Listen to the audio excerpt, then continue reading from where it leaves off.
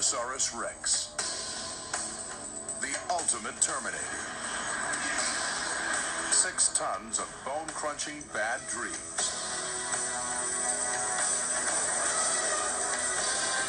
The undisputed king of the dinosaurs. There has never been a serious challenger to...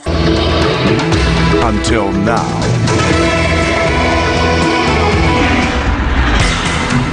Tyrannosaurus Rex, king of the tyrant lizards, and its challenger, Giganotosaurus. The clash of the titans, 2 heavyweight prize fighters side by side for the first time. At the Philadelphia Academy of Natural Sciences, Peter Dodson supervises the weigh-in. In the red corner, the champion from North America, Tyrannosaurus Rex, 40 feet in length, 10 feet high at the hips, 6 tons in weight, the tyrant lizard king. In the blue corner, the challenger from South America, making its first appearance in 100 million years, 41 feet in length, 10 feet in height, 7 tons in weight, Giganotosaurus, the giant reptile from the south. 2 killer dinosaurs. They lived millions of years apart, on 2 different continents, but they were the 2 greatest predators of all time. New discoveries are bringing them back to life. But which was the king of the killer dinosaurs? T-Rex specimens have been found only in North America, and only in the Hell Creek Formation dating back 65 million years. The Hell Creek runs from Alberta in Canada in the north to Denver, Colorado in the south.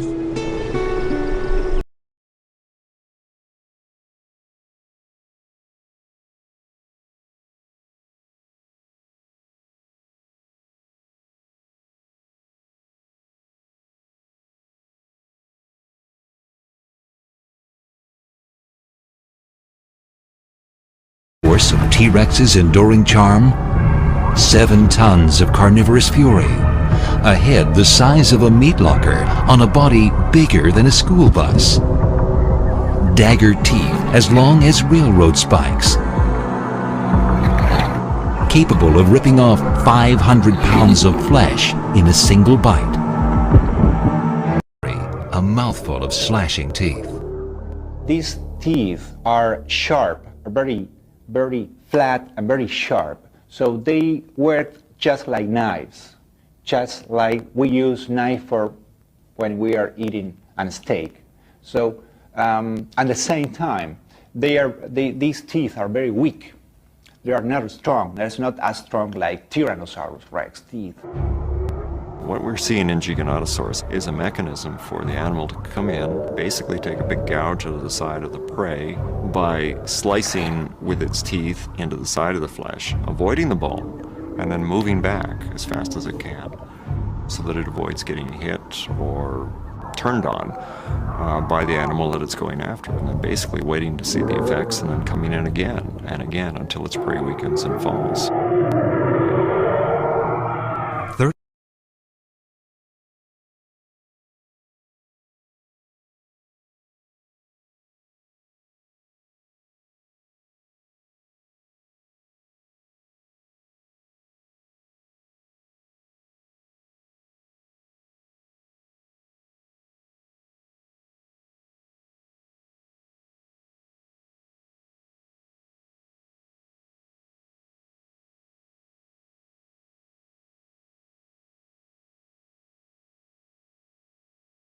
35 million years later, T-Rex was a very different animal.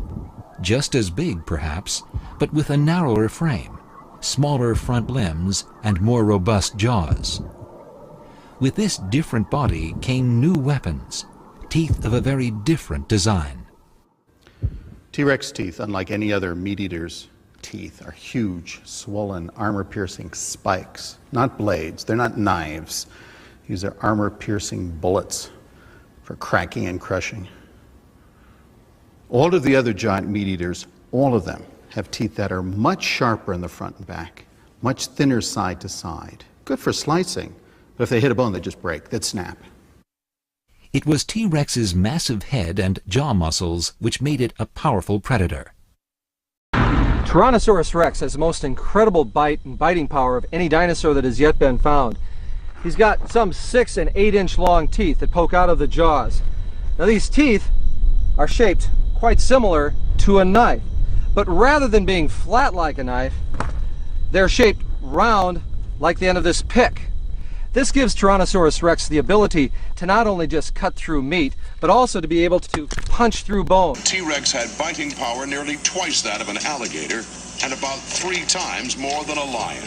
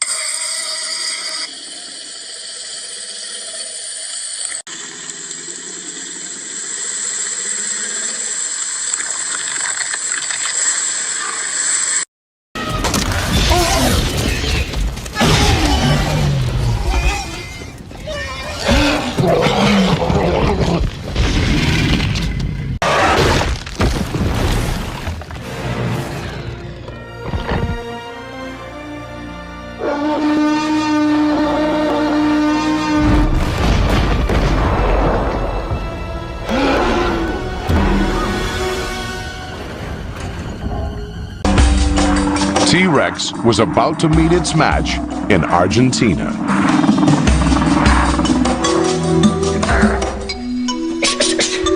The ultimate challenger to T-Rex was trained in the vastness of Patagonia and was named Giganotosaurus, the giant reptile of the south. It comes from the same stable of fighters as its sparring partner, the shark-toothed killer from Africa. 150 million years ago, South America and Africa were still joined, and the ancestors of the two heavyweights were free to roam across the continents. Scientists had believed that South America split off from Africa about 130 million years ago. But these two shark-toothed challengers, both 95 million years old, were so closely related that scientists now believe that Africa and South America could only have split apart at about that time. At the Carmen Funes Museum in Patagonia, Rodolfo Coria is no stranger to the world of giants. He led the team that excavated Giganotosaurus. Today, they are setting out early, and with some excitement. They have found another giant. Argentina is fast becoming the Texas of the paleo world. Everything seems bigger there.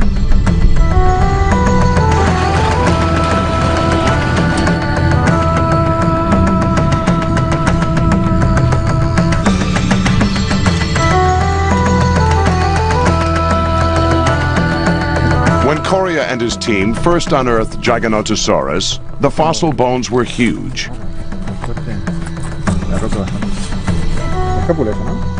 When they reached the end of its shin bone, they realized that it was not only the biggest meat eater known in South America, it was the biggest carnivore in the world. It was really exciting because, you know, it doesn't happen every time to find the records in dinosaurs. But the specimen Coria is excavating today is even bigger, establishing that their first find was not a freak.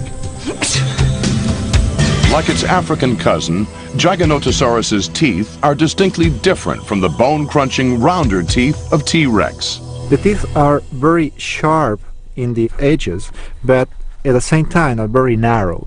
They look like shark teeth.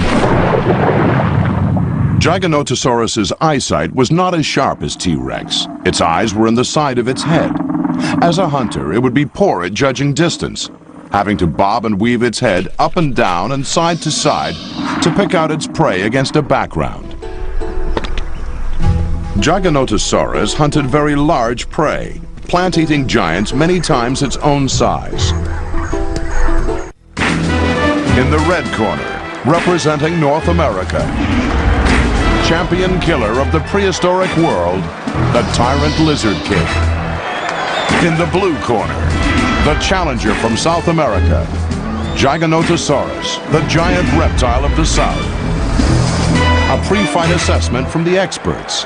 The smart money's definitely on the reigning champion. He's got a brain size twice the size of his opponents. He's able to think faster on his feet, check out his opponent's moves. Paleontologist Ted Deichler has been following Giganotosaurus, the giant. The truth is, the giant's a bit of an unknown quantity. Only one skeleton has ever been found, and no one's had a good look at him in a fight. But judging by the looks of him, I'd say he's a bruiser, a slugger. T-Rex and Giganotosaurus evolved on different continents at different times and hunted different prey. Giganotosaurus took on animals several times his size, while T-Rex preyed on animals smaller than he was. T-Rex likes to go in for a quick kill, rather like a lion does today. A slashing of jaws, a ripping of flesh, a crunching of bone. The word is that the giant packs his prey quickly and violently, and backs off to survey the damage. He may follow his prey like the Komodo dragon today, waiting for the animal to weaken and attacking again. And like the Komodo dragon, the giant's mouth was a toxic breeding ground for virulent bacteria. Judging by the bad breath, infection could be a problem after the bite.